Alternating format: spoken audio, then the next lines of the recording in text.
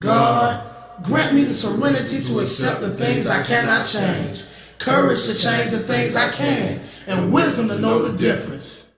Okay, we got a lot of tapes for speakers over the course of the last couple months, and the truth is, any one of them could have spoke here tonight. They were all good. And person we selected to speak tonight, Brownie. I met Brownie, I guess the first time I met him was in the convention in Utah a couple of years back, and then more recently up north I met him in New York again, and we talked a little bit, and I was speaking to a friend of mine, Rosie from New York, and I was asking her if she knew any speakers from up there that she could recommend, and she said Brownie. So he sent somebody sent me down a CD, and we were listening, like I said, to a lot of different CDs, and some people liked some people and some people didn't like others, and it was it's one of those things with committees where everybody don't agree. The strange thing is when we listen, each one of us took Brownie's CD home, listened to it, and each one of us felt the same thing about his sincerity and his gratitude and his love for this program. And it was a unanimous thing, and so we asked Brownie to come down and share. Of course, he said yes, and he's here tonight. So let's give a good South Florida welcome to Brownie.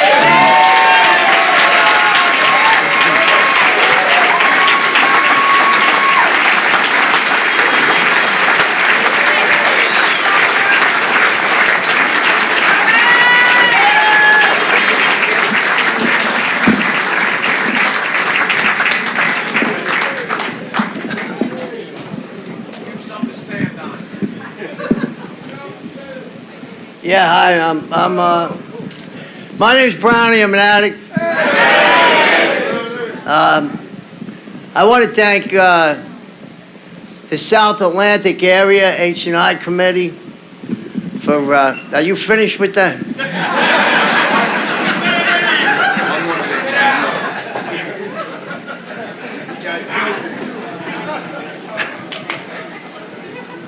I want to thank the South Atlantic Area, do I got this right? Yeah.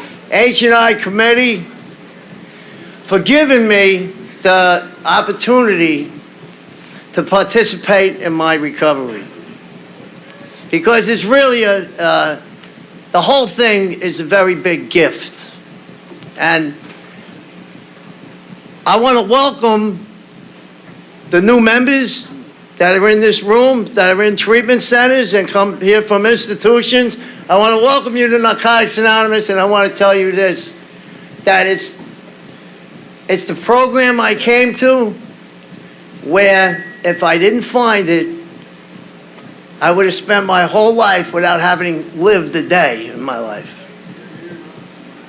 So I want to let you guys know that you basically stepped in shit when you came here to Narcotics Anonymous. It's your lucky day. And I want to welcome you guys.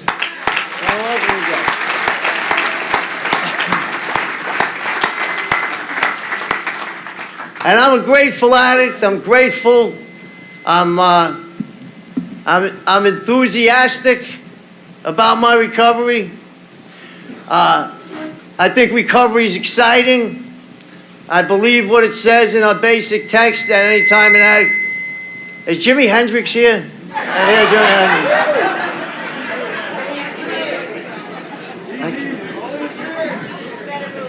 I keep hearing Jimi Hendrix for some reason. But, I'm excited about being clean. And Narcotics Anonymous is exciting for me. And I come to meetings because I want to be in meetings. And I believe what the basics text says, that any time an addict can stay clean for one day, it's a miracle. And I live my life accordingly. Let me tell you something. Nothing upsets me more than when I walk into a Narcotics Anonymous meeting and everybody's looking like they were sentenced to the meeting. Yeah. I love participating, and I love being a Narcotics Anonymous member. I love what Narcotics Anonymous has done for me and the way it's changed my life. And I'm forever grateful to the fellowship, and I'm a tireless worker for the fellowship. And there's people I want to thank. I want to thank Jimmy Kinnon. I want to thank Jimmy Kinnon and the guys in Southern California that adapted, not adopted, adapted the 12 steps so that they work for hopeless addicts like myself. I want to thank those guys.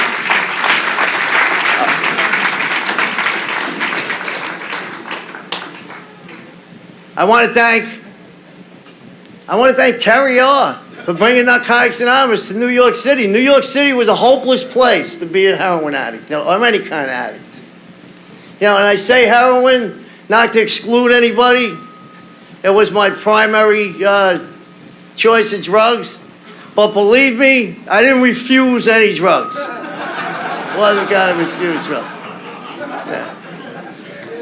Guy came up to me when I was on a methadone maintenance treatment program with a jar full of pills. He said, "Brownie, do you know what these are?"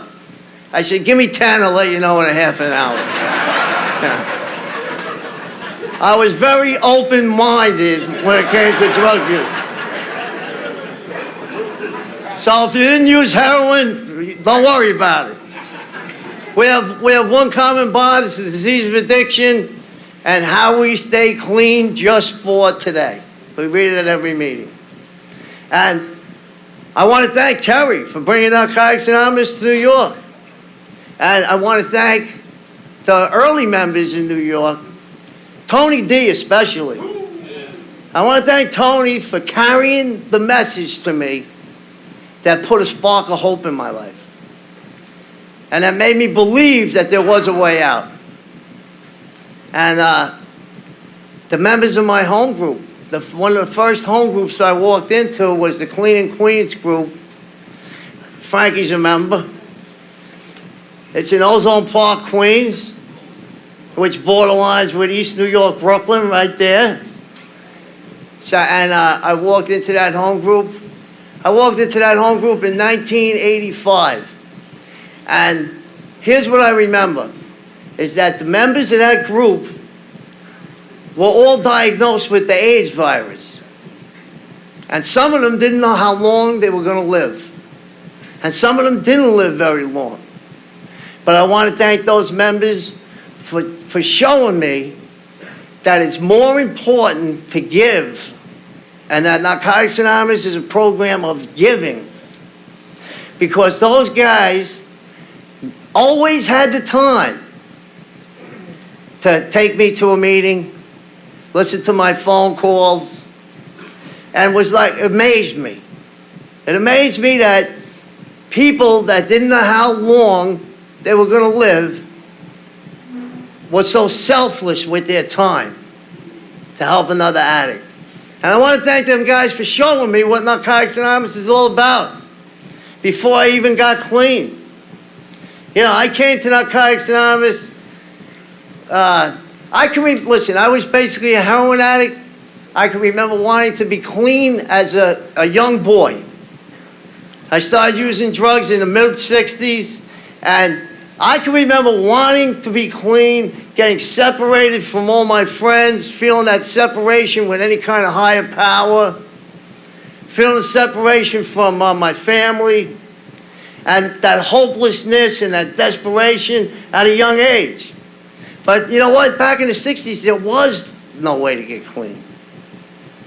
See, that's why I love Narcotics Anonymous so much. I love Narcotics Anonymous so much because Narcotics Anonymous works.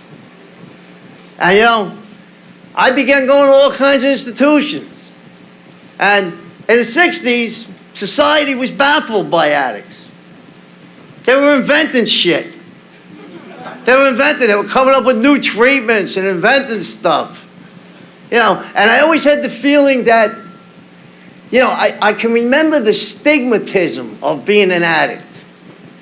Sometimes the police department certainly knew I had a problem, I'll tell you that. And I'll tell you who else. Sometimes I'd be just walking down the street in East New York, Brooklyn, and a guy would yell out of his car window, "You dirty junkie." Completely unsolicited. Yeah. So I remember that feeling of always being a loser and being on the bottom and not seeing no way out, and that hopelessness. And that happened to me when I was a kid. And I started looking for a way to get clean. There was no way to get clean. You know, I like to tell a couple of stories. Our literature is very specific.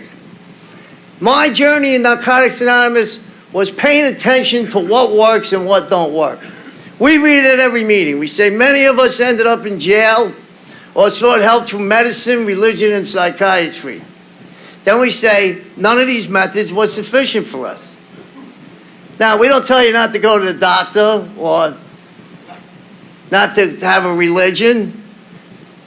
We just say that those methods aren't sufficient for the spiritual sickness that we suffer from. And our first step even goes even further. In the first step, it says, we tried everything and everything failed. Psychiatrists, hospitals, recovery houses, new jobs, new towns, lovers. None of you have tried that, I'm sure, right? And I can remember thinking that there was something wrong with me that no one else understood, and that there was something so wrong with me that it could never be fixed. I can remember that feeling like it was yesterday. And, you know, I can remember I got arrested again, and they sent me to like an outpatient treatment drug program in the course of my arrest. And there was a little Korean doctor, the Korean guy in the outpatient program. And I can remember one day I was walking out of the program, and he said to me,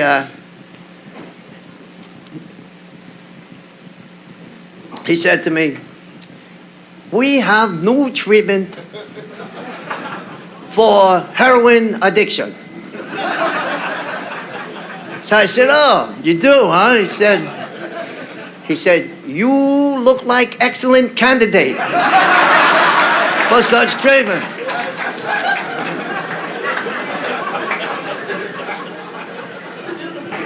So I remember I said to him, "Well, what is it?" He said, "We call acupuncture." So I said, "Well, how does that work?" He said, "We use a big needle." And I remember thinking, that sounds like it might work for me. That sounds like it.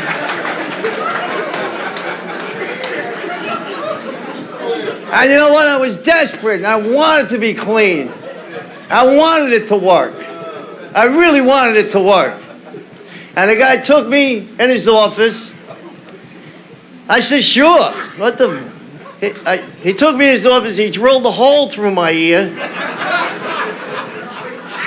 And he put a metal pin in my ear.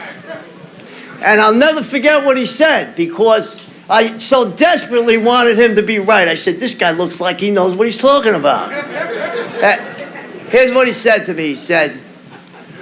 He said, "When urged to use come over you," he said, "spin metal pin."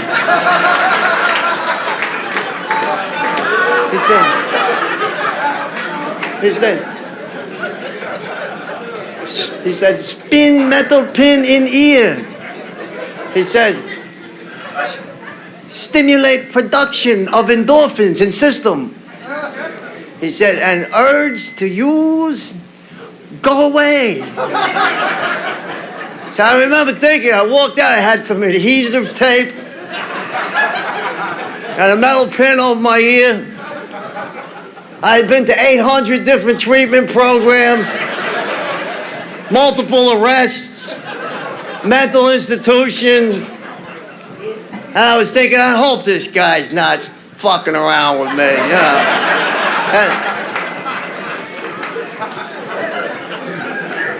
I left his office at 12 o'clock noon. At 12:30, I was in the shooting gallery in East New York, Brooklyn, like this, like this.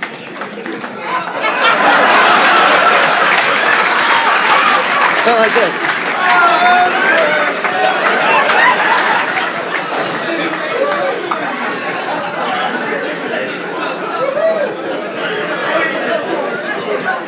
Listen, I remember the guy in the shoe gallery said to me, "What's that fucking thing in your ear?"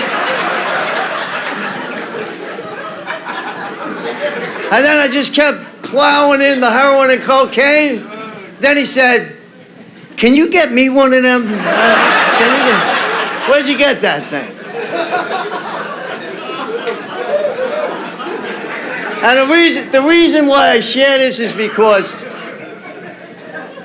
every place I've been for any kind of treatment from the disease of addiction, we say we have a threefold disease here.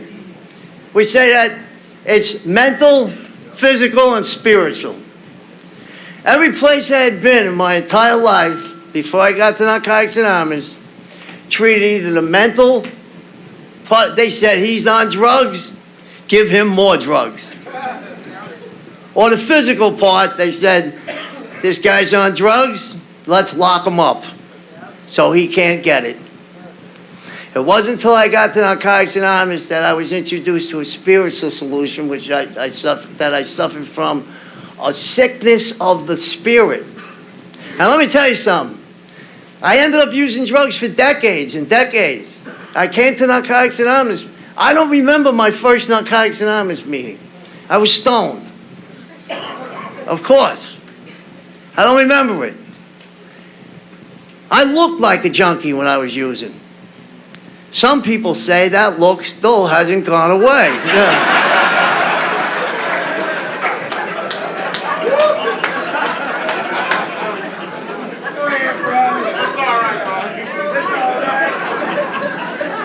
Fuck them. Yeah.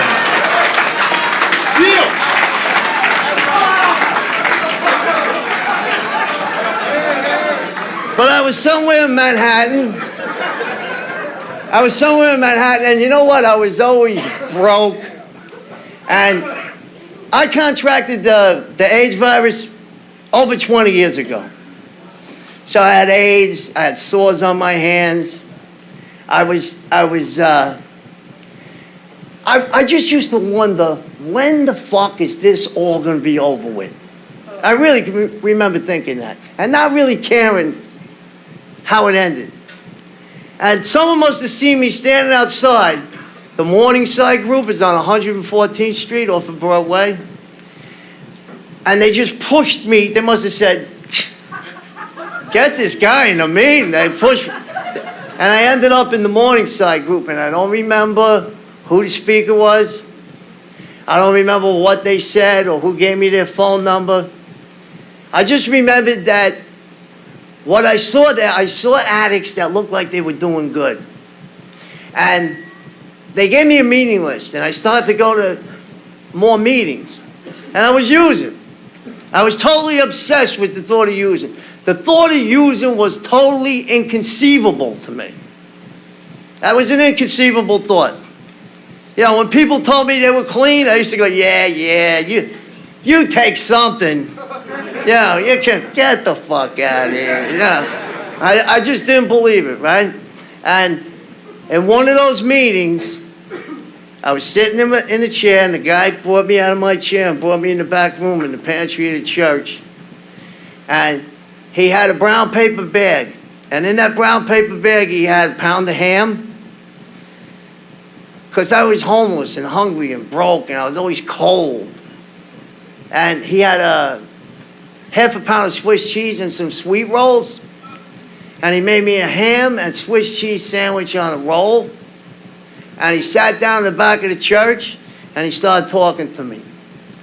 And I ate the ham and Swiss cheese sandwich, and I listened to the guy talk, and I knew by what he said and the places where he'd been that he knew what the fuck he was talking about.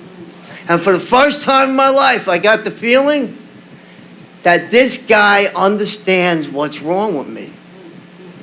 And that was the first big shot of hope that I ever received in Narcotics Anonymous. You know, there used to be a lot more goodwill in Narcotics Anonymous. That's why I love the events that have food at them. Because I didn't understand nothing about steps or traditions or Narcotics Anonymous language or the local guide for service. But I spoke ham and Swiss cheese sandwich fluently. That I understood. And I wish I could tell you that I ate that ham and Swiss cheese sandwich and I've been clean since 1986, but it didn't work out like that. It didn't work out like that. I didn't stay clean. It took me 4 years of coming to Narcotics Anonymous meetings before I was able to stay clean at all. And I used to sit in meetings and wonder and just think about using. Couldn't stop thinking about using. The thought, the obsessive thought of using drugs was wedged into my mind. I used to look at the other meetings and at the other members in the meeting. I used to size the members up. I used to come to the meeting and look at this. I'd say, this guy's got a good job. Maybe I could hit him for 20 after the meeting. I used to think like that. And then the guy would say, we can only keep what we have by giving it away. I'd say, that's the guy I'm going to ask for the $20 right there. Yeah. But I kept coming to meetings. You know, no one ever threw me out of a Narcotics Anonymous meeting. There was a lot of goodwill.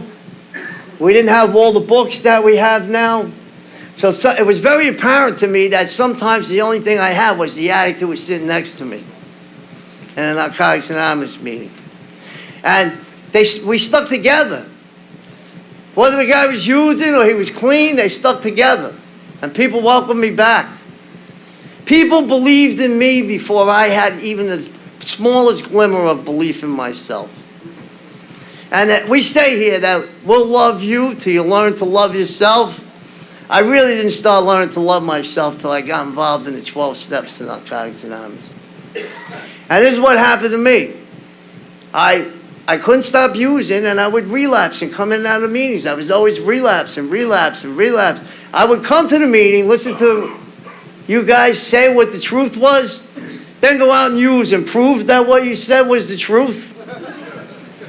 And then, like, I would read the literature, and I would say, this literature is telling my future. Because it tells you in there, if you don't do certain things, what's going to happen. And it always happened the way the literature said it. And there was a lot of goodwill. I had people let me stay in their house. People would let me, I was homeless, so people let me stay in their house. One guy, I can remember when I had like my first spiritual awakening. I had just had a relapse. The guy was letting me stay in the boiler room of his basement, and he had a TV set in the boiler room. And I was watching, and I was starting to hear the honesty of the members and learn what the truth was. And I was watching the TV, and the TV show, The Wheel of Fortune, was on the TV. And I was watching a TV show, and all of a sudden I had this thing. I said, my life is like this TV show. The lady won a cruise to the Caribbean on a TV. I said, my life is like this. Only the slots on the wheel say Rikers Island, mental institution, detox, rehab, multiple arrests, emergency room. And when I pick up, I spin the wheel. And congratulations, Mr. Brown. You've won a winter vacation in the South Bronx. Yeah. You'll be touring the abandoned buildings, vacant lots, and shooting galleries of scenic Hunts Point while staying in your deluxe accommodations underneath the Bruckner Expressway. Yeah.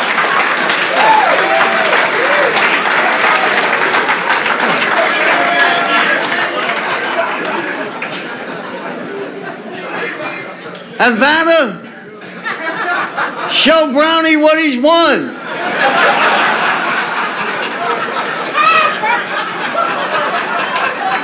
It's a brand new shopping cart. Yeah.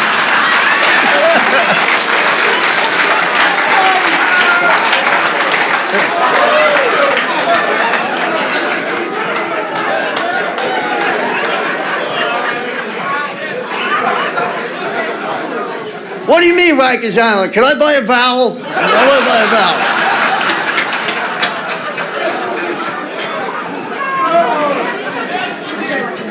And when I was able to learn to be honest with myself, you see, we say here, know the truth. The truth will set you free. To thine own self be true. I heard it in the Narcotics Anonymous meeting. I don't go anywhere else. I heard that in the Narcotics Anonymous meeting. So when I was able to put a little bit of honesty in my life and be honest with myself, I was able to get a little bit of distance from drugs. Now, we have a second step in Narcotics Anonymous. It says we came to believe that a power greater than ourselves could restore us to sanity. I was able to stay clean 1 year, 3 different times. And I want to share this with the guys that are in the rehabs because the importance of working a program in Narcotics Anonymous is the ultimate importance. I was able to stay clean 1 year, 3 different times, and on the way to getting the 1 year twice, I made it to 2 years. Made it to 2 years. Now, during those periods of what I now know was abstinence, but I then thought was recovery, there's always something missing from my program. I had all the defects that addicts have. I thought I knew everything. How the fuck does a guy with no teeth think he knows everything? Yeah. So I thought I knew everything. Yeah. Everything was your fault. If you gave me a suggestion, I would say, do you do that? Yeah. I was very, I still had, the drugs were gone, but the disease was still very, very apparent. And I learned like this. I had no sponsor. I wasn't working the steps. I relapsed after 2 years clean. I used drugs. I got arrested. I ended up in the Tombs, Manhattan Criminal Court, 100 Center Street. I had learned to make simple observations as a member of Narcotics Anonymous. Let me tell you, the newcomers, I want to tell you this. A good recovery requires observation. You got to watch what does and what does not work. I was in the bullpen with 30 other guys. I made a simple observation in the bullpen. I observed that none of the other 30 guys in the bullpen had a sponsor or worked the steps needed. Yeah. And you know what we say here? When you do what you've always done, you get what you've always got. Relapse is a sign that something's missing from your program. So I was able to start surrendering. You know, I got an Narcotics Anonymous sponsor. I started doing the work out of the 12-step working guide. I have a wonderful, wonderful home group. My home group is the day-by-day group. It meets in Woodside. I have 2 of them. I got one that meets in the day and one that meets at night. My home group that meets in the day meets every day, meets 5 days a week. It meets Monday and Thursday from 11 a.m. to 12:30, and Tuesday, Wednesday, and Friday from 12 noon to 1:30. We have hour-and-a-half meetings in New York. We got big mouths. We need a little more time. Yeah. Right? Lenny knows.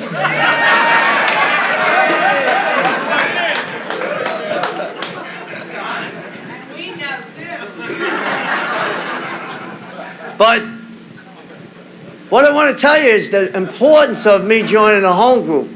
You know, because I started to learn that my involvement in Narcotics Anonymous is really the spiritual ground that I stand on. And I started to learn why those guys were all dying from the virus, why they spent so much time helping addicts, and why it was of utmost importance to them. Even when their lives were dwindling away. And I started to learn. I go to my home group, I set the signs up, I put the steps up, I make coffee, I welcome the people that walk in the door like they welcomed me. I get to buy a motherfucker ham and Swiss cheese sandwich. And sit with him and talk to him about the 12 steps and 12 traditions in Narcotics Anonymous. And if you don't understand them, I talk about one institution he came out of. And you know what? When I first came to Narcotics Anonymous, my life seemed totally hopeless. It seemed hopeless for so long. Even like the most basic living situations seemed hopeless to me. I used to think like, how do people put curtains up? I said, that was like, and I can remember being in conversations outside the meeting, standing in a circle of like 5 people outside the meeting, and the conversation would be going around, and one guy would say, I bought an air conditioner for my apartment. Next guy would say, I paid my car insurance. Next guy would say, I took my girl to a Broadway play. And a conversation would get to me, and I would say, remember the dope La Tuna on Clinton Street?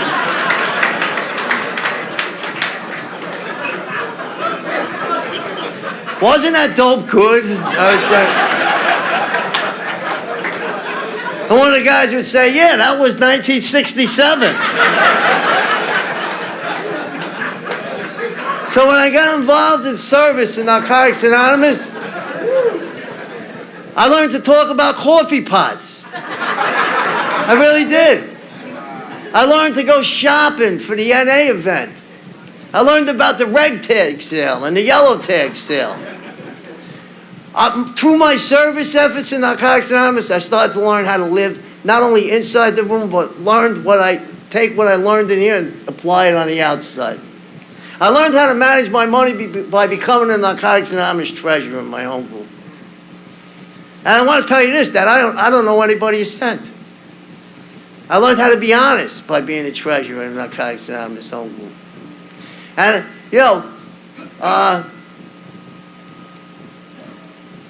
when I got involved in the steps, I thought that like there was no way that I was going to be able to operate within society, like outside in society. And I want to share this with the guys in the treatment center. When I got clean, I owed the IRS like $40,000, and the New York State tax like $20,000. And I couldn't figure out why, because I only worked about a year in my whole entire life. I was a little upset about that.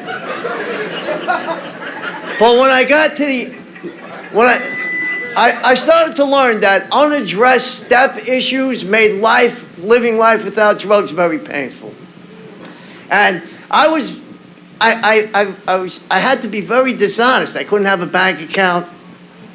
I couldn't really own anything in my name. In case you haven't noticed, Brownie's not my real name. It's not my real name. So, when I got involved with the step work, right, my sponsor said to me, I said to him, look, I'm lying, I'm burying money in the backyard, I told him. So he said to me, go to an 8-step meeting and share about it. So I went to an 8th and 9th step meeting, and I shared about the problems that I had with the IRS and all the money I owed and all of that stuff. And one guy came out outside after the meeting. He gave me his phone number. He said, this is my brother's phone number. He said he's a tax lawyer. So he gave me the guy's phone number, and I took the guy's phone number and called the guy up, and the guy said, I really can't help you, but I'm going to give you the number for the tax clinic at Yeshiva University, which is in downtown Manhattan. So I called the tax clinic, and I'll never forget, I got an 18-year-old student on the phone. Her name was Sarah. And I told her, I said, look, it seems hopeless to me. I have HIV, I got hepatitis A, B, I got a straight flush in hepatitis.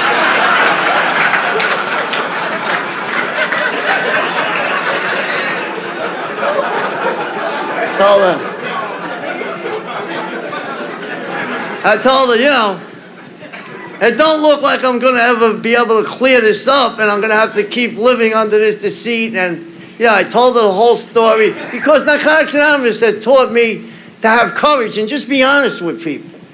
So she said to me, I'm going to call you back tomorrow morning. And she hung the phone up. And the next day, my phone rang. It was about 9:30 in the morning. I answered the phone. She said, this is Sarah from Yeshiva University.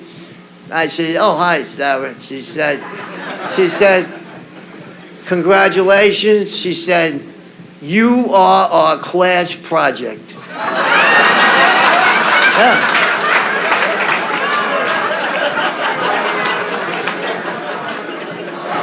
And let me tell you something. All the defects were there. All the fear, go and get all that paperwork, and the procrastination, and the apathy, and it's easy to live with the easy way out. That was all there. The enemies of those steps were there. The doubt and the suspicion. And I had to go out and get a lot of paperwork. And I went out and I got all the paperwork, and it took me about 1.5 years to get all the paperwork together. And I would go back and forth to the school, and a bunch of 18-year-old kids would meet me there. And then I met the professor himself, and he said, well, there's one more thing you got to get. He said to me, but he said, I don't think you're going to get it from Social Security, and your W-2 forms are too old. You're not going to get it from the... He said, you're going to have to call the IRS and talk to the guy at IRS. Now, these are the guys that I've been avoiding for about 20 years. So I called the guy at the IRS, and I told him my real name. And I told him my Social Security number. And he said to me, you owe us $40,000. And I said, yeah, I know, I'm trying to straighten it out or whatever. He said to me, hold on. He put me on hold. So I was laying on the couch in my house. He had me on hold for about 20 minutes. Then he came back on the phone. He said, you still there? I said, yeah, I'm still here. He said, hold on again. He put me on hold. And let me tell you something. The voice of the disease was very loud. It was telling me, like, hang up. It's telling me, hang up. And then I remember the thoughts were going through my head. I was thinking, this fucking guy's going to send the cops here. I'm going to be on hold. They're going to catch me on hold on the phone. And all, you know, but I'll tell you what happened. That from being a Narcotics Anonymous member, from having a higher power, and from learning to have the courage to go through stuff when it doesn't really feel good, I learned to do the things that I don't like to do in order to stay clean here in Narcotics Anonymous. I learned about perseverance and dedication and commitment and showing up when I don't want to show up. And I remember I had the phone, I was all set to hang up, and a simple slogan went through my mind. The slogan that went through my mind was, I heard it maybe 20 years ago. The slogan that went through my mind was, don't leave 5 minutes before the miracle happens. So I stayed on the phone. He got back on the phone, and he told me, he said, when you file your taxes, he said, there's a 10-year statute of limitations on collections. I never filed. He said, but if we assess them, it's the same as filing. He said, if we assess them, we just add penalties, and it goes from 10 years when we assessed it. So I'm listening to him on the phone, and he goes, the date that we assessed your taxes, he says, was 10 years ago last week. He said, you have a zero balance with the IRS. And let me tell you something. I believe this, that when I don't have to do any great thing on any given day to be a Narcotics Anonymous member, but I do have to do a bunch of little things. And when I do those little things that Narcotics Anonymous asked me to do, that miracles happen. That wonderful things happen. And that my whole life changes. And you know what? I not only that, you know, I'm able to live in society. Like, they gave me a Mustang rent-a-car. What year is that? 2008 or something? I don't know. When I go by the cops and I stop, I was at a red light, and the cop was parked next to me. It said Broward County Sheriff. I wanted to roll the window down and say to the cop, check my ID now. Yeah.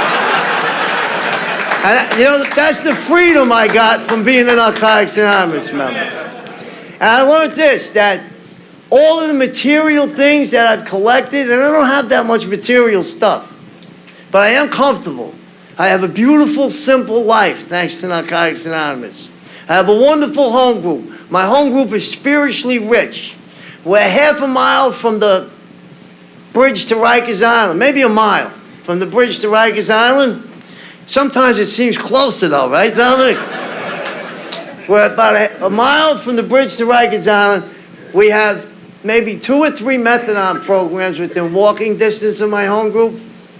And Roosevelt Avenue in Jackson Heights, Queens is right outside, a block away.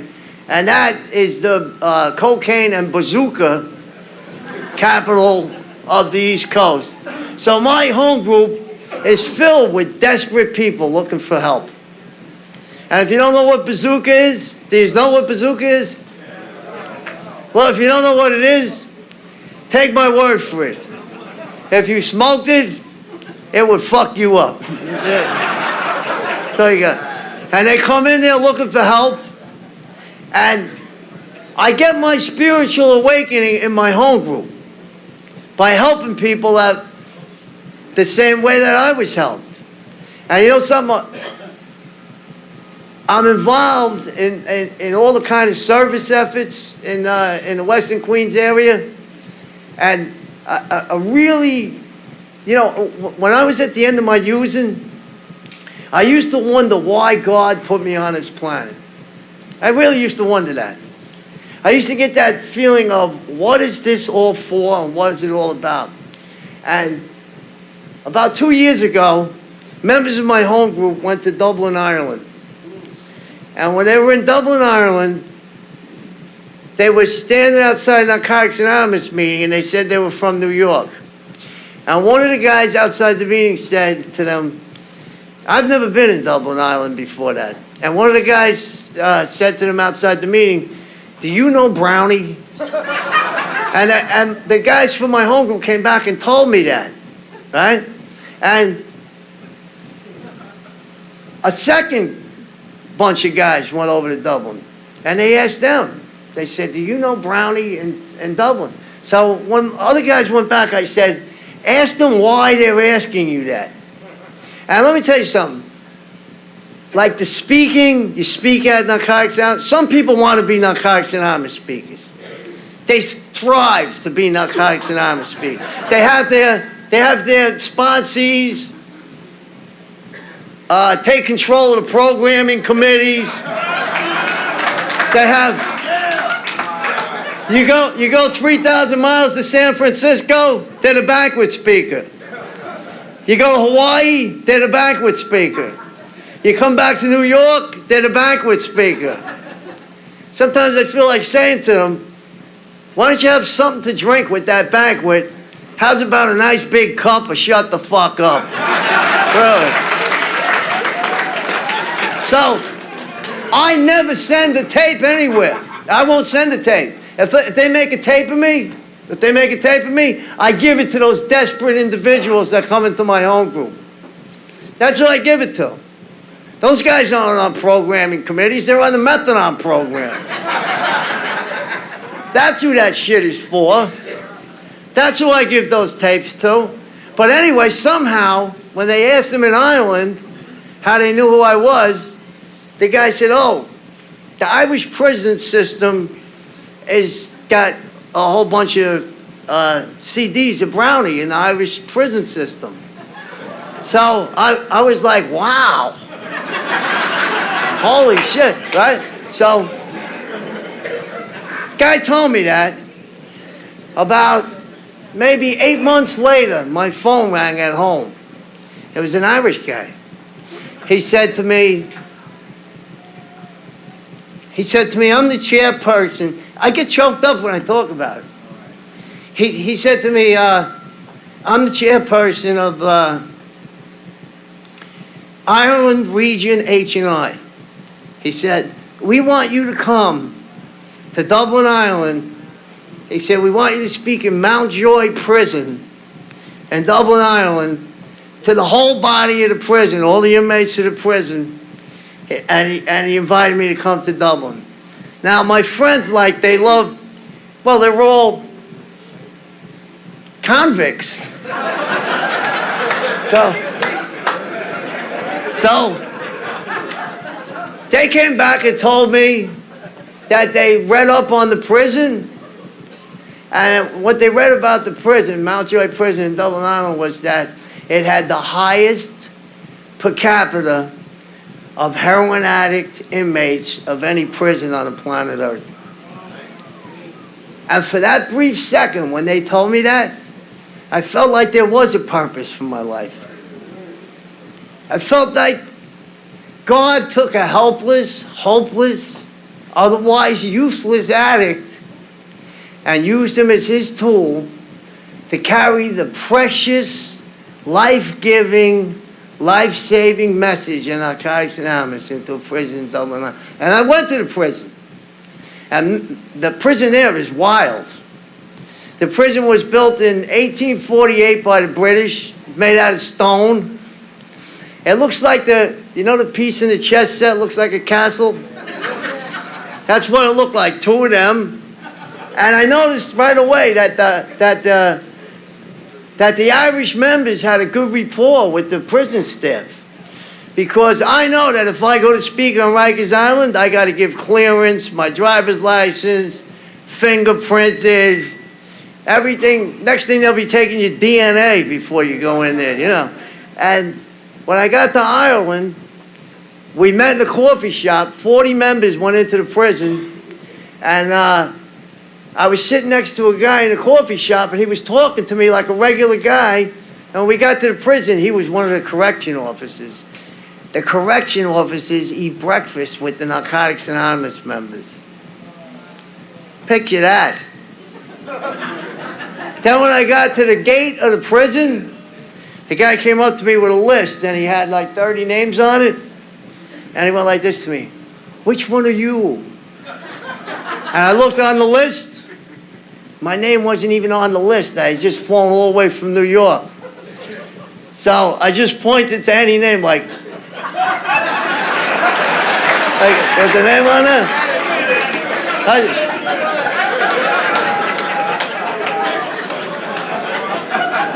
I said, oh, there it is, Peter O'Flanagan.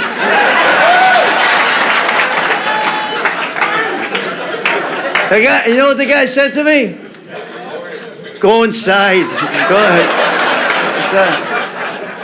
And I'll tell you what. Not only, I spent the whole day in the Irish prison. I went in there at 1 o'clock in the afternoon.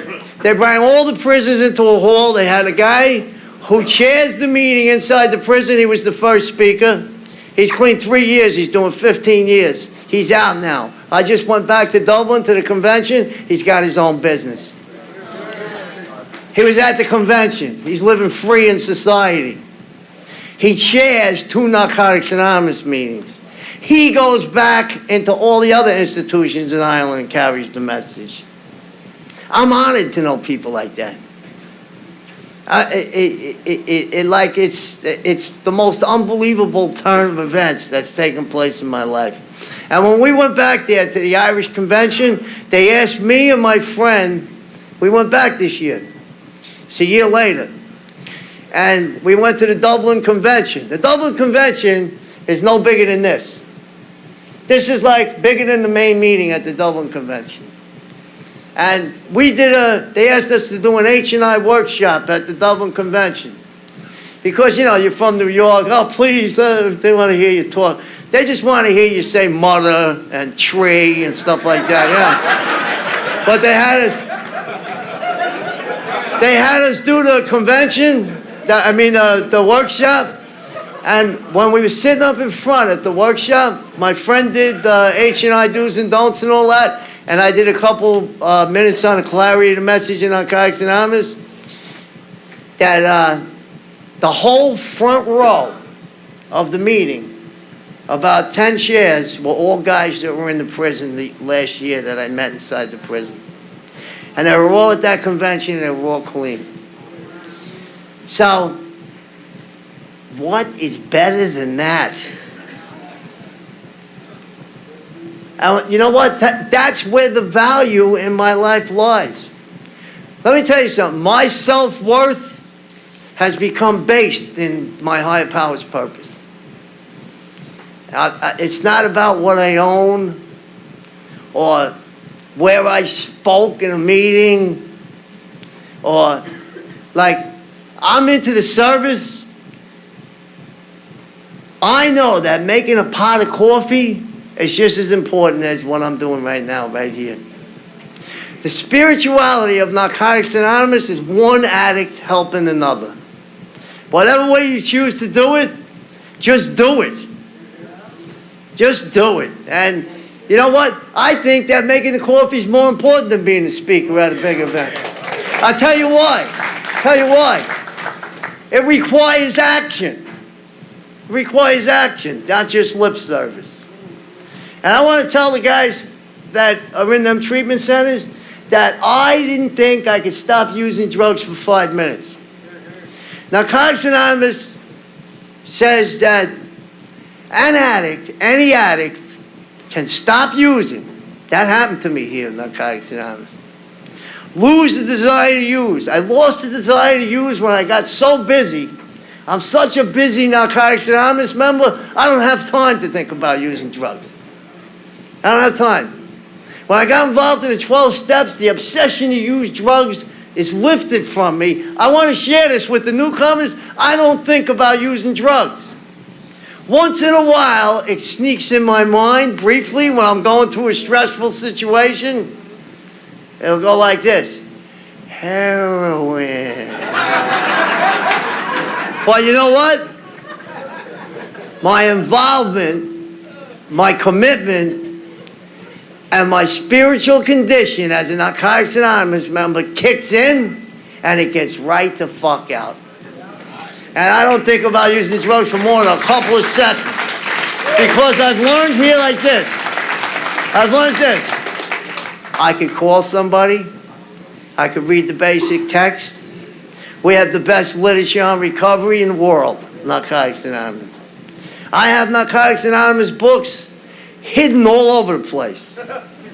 I got them in my car. I got them in my house. I got them at my mother's house.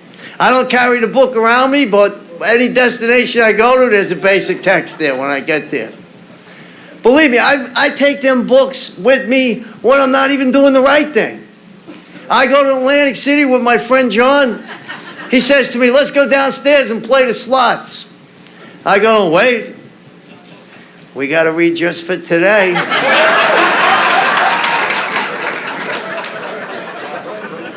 And you know what? I heard John L. say this last night. There is no perfection. There is no perfection. And I love what you said last night, John. When you meet a Narcotics Anonymous member that seems perfect, head for the hills. Really, head for the hills. And I just want to let know, it's my responsibility. I take it like I believe that I've been given a precious gift. and it's my responsibility to give that gift back. And that's a big part of my life. And I believe that when I speak at a Narcotics Anonymous meeting, it's my responsibility to give a clear Narcotics Anonymous message. And I want to tell the newcomers in the room this, that nothing else works for me. But when I came here and I started making coffee and started reading the literature and started trying what has worked for others, and I started getting involved in the 12 steps and the 12 traditions, and I started to think about other people rather than myself, that my recovery has taken off. And I want to share this, that now I'm clean 8 years and 8 months. So now,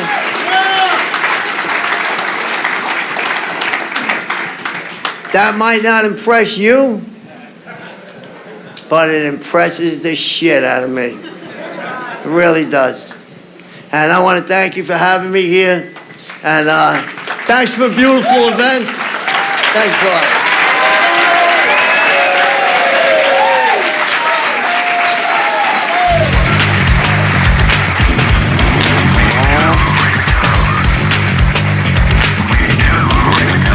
When at the end of the road we find that we can no longer function as a human being, either with or without drugs, we all face the same dilemma. What is there left to do? There seems to be this alternative. Either go on as best we can to the bitter ends, jails, institutions, or death, or find a new way to live. In years gone by, very few addicts ever had this last choice. Those who are addicted today are more fortunate. For the first time in history, a simple way has been proving itself in the lives of many addicts. It is available to us all. This is a simple spiritual, not religious program, known as Narcotics Anonymous. We need to recover. We need to recover. We need to recover. We need to recover.